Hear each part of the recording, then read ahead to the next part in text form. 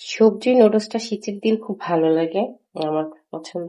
আমি এখন প্রায় সময় সন্ধ্যার নাস্তা হিসেবে আমি এটা খাই। আমার ছেলে অনেক পছন্দ করে।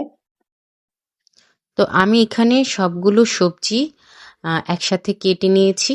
এখানে আছে বাঁধাকপি, ফুলকপি, সিম, আলু সব একসাথে কুচি করে কেটে ধুয়ে সেদ্ধ বসিয়ে দিলাম এবং এটার উপরেই শর্টকাট ওয়েতে আমি নুডলসটাও ছেড়ে দিলাম।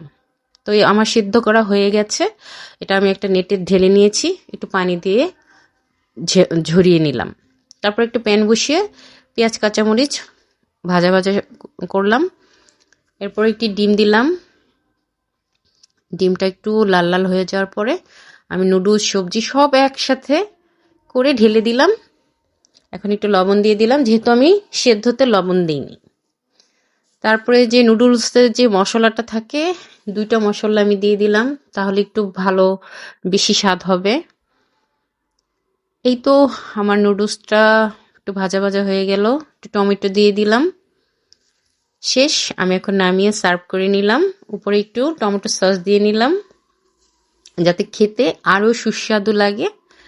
তো শীতকালের এই সবজি নুডলসটা আমার অনেক প্রিয়।